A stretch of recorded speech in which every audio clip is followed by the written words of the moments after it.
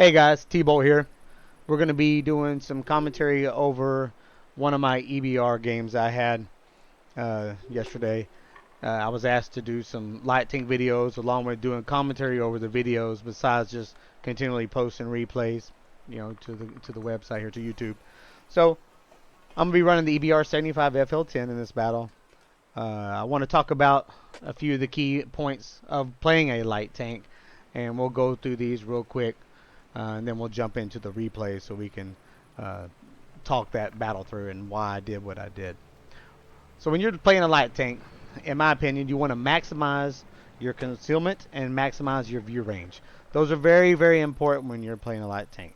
You're trying to hide better than anybody else, and you're trying to see farther than anybody else. And if you can try to maximize the tank to the best of the ability, for that particular tier, then so be it. You're going to probably do a lot better than somebody that's running gun handling in a light tank. So we're going to start out. One of the things I see a lot of times is in the first 30 seconds of the game, we're sitting there at the spawn waiting to go out, and people are not running camouflage. You can buy camouflage. There's all kinds of camouflage. You get all these stupid camouflages. You get some really cool ones. You got a clan one, so if you're in a clan, you get a free one. So it doesn't matter what any of these camouflages are. If you look at it, you're going to get a plus 3% bonus to vehicle concealment on all map types. So we're trying to build our concealment to the highest level possible. So if you do not run camo on your tank, then you're already hurting yourself from the get-go. So that's one of the pet peeves I have. I see people playing a light tank. I mean, any tank for that example. Because if other people don't have it, then you may outspot them. And then you might get to shoot them first. So no matter what, I'd recommend putting camo on your tank. Regardless of whatever tank you're playing. Why would you not want to have better concealment than somebody that didn't want to put their camo on there? I mean, that's just a no-brainer there. Alright. So real quick, we're going to go through these crews. Now we got new crew perks. I'm not going to beat them with dead bush. There's a lot of videos out there covering crew perks. I'm going to show you what I'm using, and I'm going to point out key ones. So you may not have a maxed out crew, but you'll know which ones you probably should start with from my perspective. If I'm playing a light tank, I'm not going to play it unless I got a 3 perk crew probably already. I have so many crew members in the barracks that I could, recruit or retrain a really good crew and put them in my light tanks I'm going to play. But for me, really key ones are Brother in Arms. You see right there, it gives you a crew efficiency bonus to the entire crew at 5% once you get them all trained to 100%. That is so important. I mean, again, better crew right off the jump. Here we go. We got Recon. Let me stop right there and go to concealment. I always run concealment next. Again, I'm trying to build my concealment up as high as I possibly can. Sometimes, if I'm try-harding, I'm going to put concealment on first while I'm grinding through the first perk. And then once I'm done with the first perk, then I'll retrain with gold or with one of the kits. And then I'll put Brother in Arms and then start concealment over again to get that done. That's just the way I do it. I've done it that way forever. But now I've got so many crews available that I could start out with a 3 perk crew, and I'm going to have Brother in Arms and concealment on it right off the jump. But those are my biggest ones: Brother in Arms, concealment, and then we need to make sure we get view range, which here for your commander would be Recon. So, again, I can't stress this enough. Build your concealment up, build your view range up. Again, on our gunner, also this one right here, very, very important. You can see the time before an enemy vehicle is no longer visible inside the gunner's viewing area is increased by 2.54 seconds. So if the guy gets spotted, you can see him for 2.54 more seconds. So a lot of times when I get spotted, I use a 12-second countdown because that helps me make sure I'm dark before I pull back out again and start trying to spot. Again, concealment. Can't stress this enough. You got to get this up. I mean, you can see here, vehicle concealment is increased by 99.2%. Like, why would you not want to be able to be hidden much better than the next person? Here's a driver. the Kiwa, Brother in Arms, Concealment. I'm going to have all those on all of mine. And then I would probably recommend on some of them, like for here, I'm going to go probably repairs first. And then I would go to these later. For our radio operator, Brother in Arms, Situational Awareness, Concealment. And now with the new ones that I like is this one, Signal Interception. Because it's going to allow you to know that you're spotted sooner. They say it takes about 3 seconds for the average player to aim and shoot. So if you're getting notified that you're spotted before that 3 seconds and can move, you have a higher chance of getting to safety before you lose some hit points. So that's just real quick on the crews there. Again, Brother in Arms, Concealment, and View Range. Now, I don't really worry about much of anything else when it comes to all your information here for your tank, firepower, so forth. We'll scroll down here. One thing, you need to know how many hit points you have. And as you play the game, you kind of learn what the other tanks do damage-wise to you.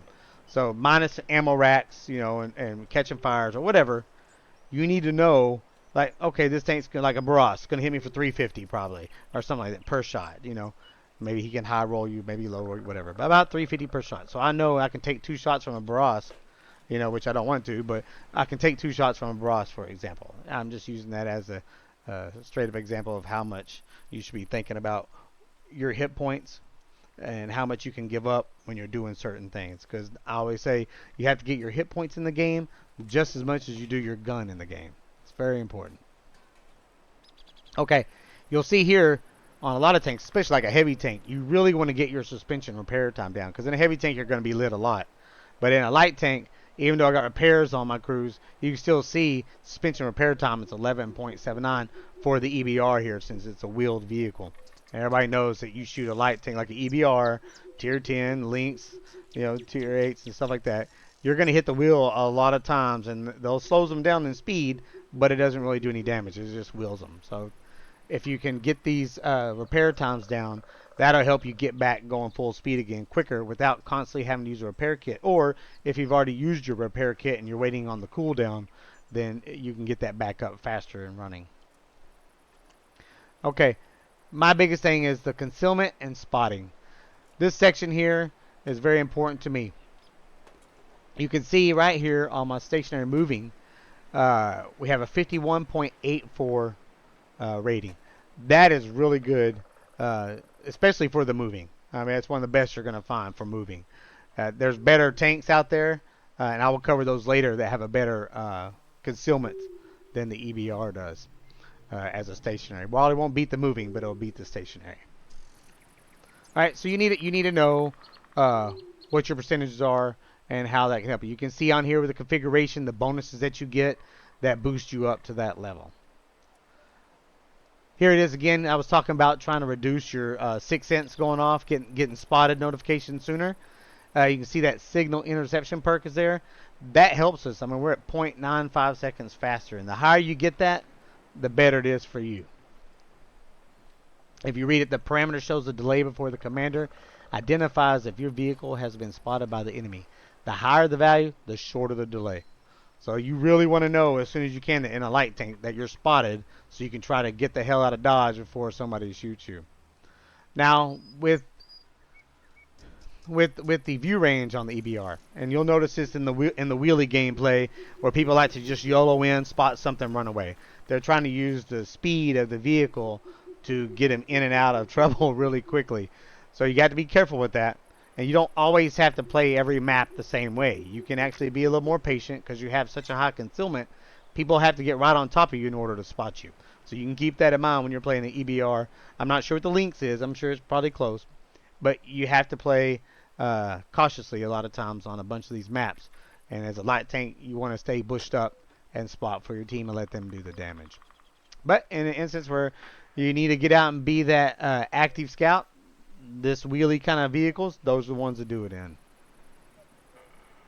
So you can just see it. Just always look at your light tanks, look at your concealment and your spotting. Try to get those up as high as you possibly can. Okay, next up, we're going to talk real quick about our equipment that we're running.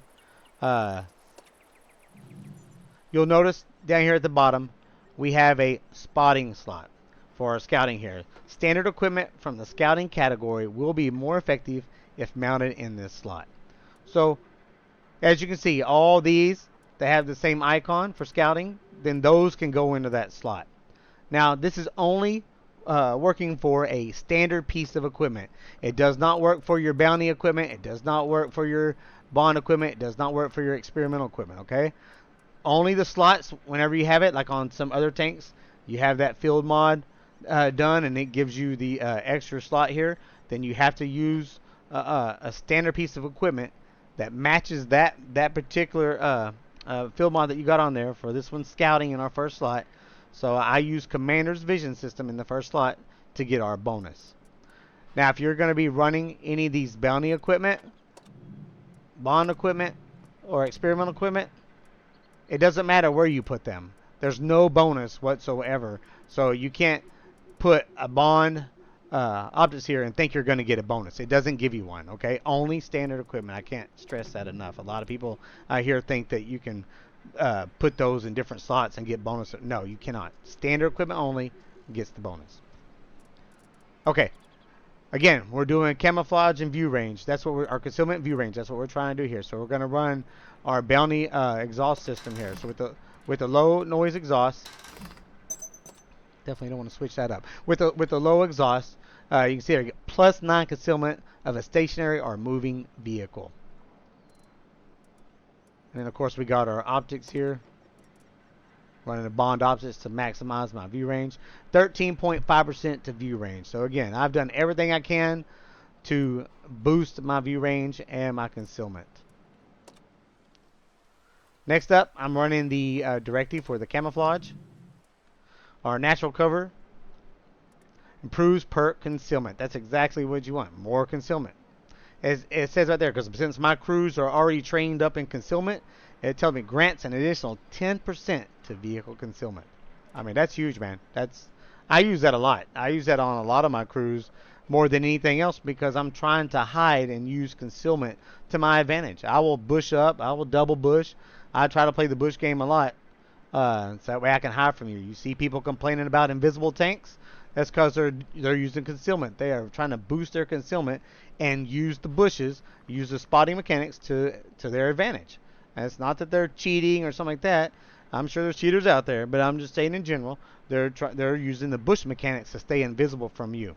And I'll actually make a video from that if you guys need how to use a bush mechanics, how to use bush mechanics in order to stay unlit. Okay, so we've got our tank, we've got our crew done, we have our perks talked about, our equipment, directives, and then the ammo is whatever you really want. As for me, when I play light tanks, it's whatever it is, man. You're not trying to do damage, you're trying to spot for your team. I like having the APCR on this tank, along with more of the HE. Because when you're shooting at other light tanks and Barask and things like that, the HE does really well coming out of the EBR. But a lot of times, if I'm shooting at a Lynx, for example, I want the APCR, the standard APCR. I'll shoot that a lot when I'm driving around because I want the higher velocity with 1,300 meters per second. Try to hit the target. Sometimes I run small repair kits, large repair kits. I'm running a large repair kit just because of the fact that I'm running a light tank and I want to be kitted up. I want to come back. I generally run a small, trying to make a little credits on this. This tank will make some really, really good credits. I don't remember, played 20 battles and made like almost 1 million credits during those 20 battles with my boosters running. So that was really good. And then I generally run food on a lot of mine. I don't typically run a fire extinguisher unless it's in a tank I get caught on fire a lot in. Then I put a fire extinguisher on. I usually run food because I want the bonus to my crew. Give me a plus 10% crew efficiency bonus. So everything gets boosted up. So I'm trying to maximize my crew to the fullest. Some tanks I take the stuff off and I run small fire extinguishers and so forth, whatever, if I'm really trying to do a credit gun. But if I'm spotting, I really kind of want the best.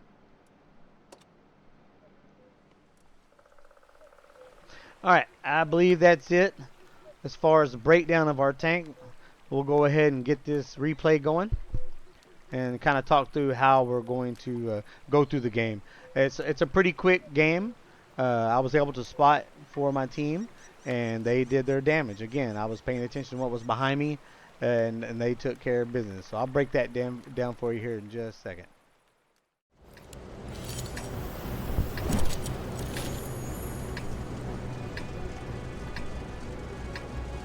Alright guys, first thing I like to do is look at what am I going up against. So I got a Lynx that I'm going to have to worry about. I see they got a Bat Chat and a Barrage, so those are my three biggest tanks that I'm more worried about as far as view range goes. And then I want to see if they have Artie, which they have 2 Arties. So again, I usually look at lights and Artie. It doesn't matter what tank I'm playing. I want to know what I'm going up against as far as, in my mind, what am I going to be spotting, or what's going to spot me. So know your enemy. Alright, so I want to get over here to the 0 line. I don't normally go out there in that 7-8 line, jump around out there. It's just not my thing. I'm always looking for better cover and concealment. And so here we're using concealment in the bushes, knowing that I maximize mine as best I can, and I have speed. I'm going to try to push up a bit further. Generally, when I'm coming up here to spot, I'm going to stop before the dip. I stop here.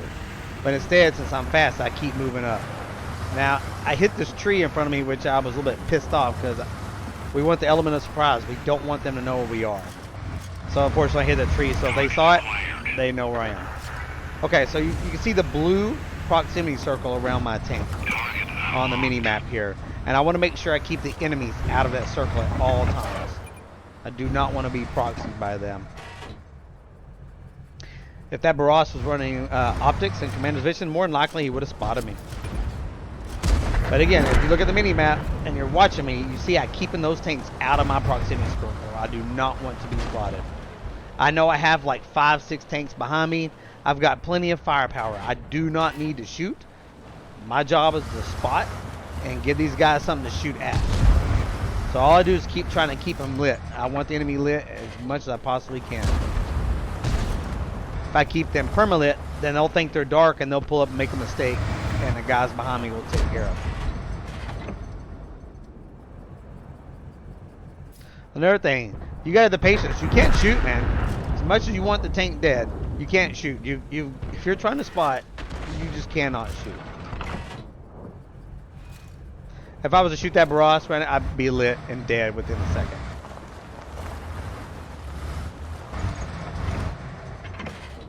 Now, if you look back on the map, lower left corner, we've got 2 different Arties, one at K1, one at K3, and I've only received about 2 rounds over here the whole time these tanks have been lit up. I was really hoping that I was going to get more support from them. I think one more round comes in, but we don't really get it. As you can see, the Type 59, he's a decent player. He knows that somebody's perma-lighting him there, and so he knows he's constantly getting shot at, so he's trying to find me. He did. He found me, but luckily I bounced. The EBR doesn't bounce that often, so I was very lucky I bounced that one. So yeah, I'm just trying to watch the orientation of his gun tube, so when he looks at me, I know I need to move a little bit. Again, Artie could easily be pounding this guy. He's hardly moved. He's been sitting almost in the same position.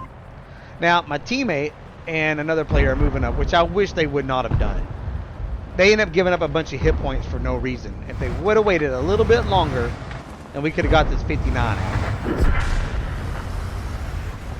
But as we move up, the Scorpion G behind me gets taken out. There he goes. They were lit. They didn't have the patience to wait. Again, we are trained to play these battles now. We're conditioned to 3 to 5 minute battles. That's acceptable. And I don't like playing that way. I like a patient battle. I want to play chess while they're playing checkers. You know, I want to take my time, fill out the battlefield, let my guns behind me do some work. I mean, where are we at? We're coming up on the 4-minute mark. And I got 4,000 spotting already. I hadn't even shot. I got lit from the Iron Arnie. I was worried about that. So I want to hurry up and get over here. So that way the Barras, they can't shoot me. Luckily Barras is on reload.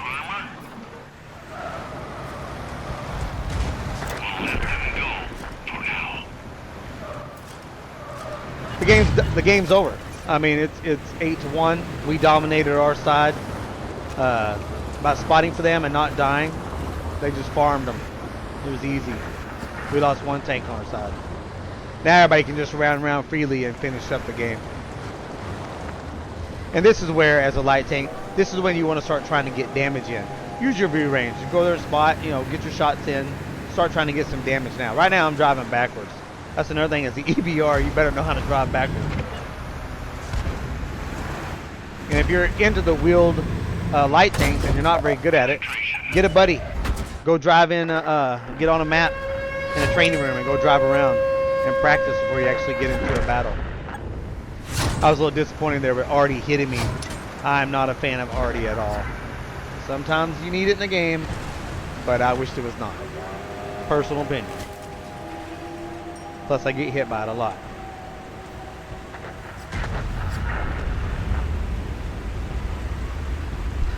Yep, another G-Source there. Everybody knows the Artie's up there at A1. Lit the Artie. At least our IS-3, he was so kind to shoot me for whatever reason. Critical hit. Like a fist through a wall. And there we go.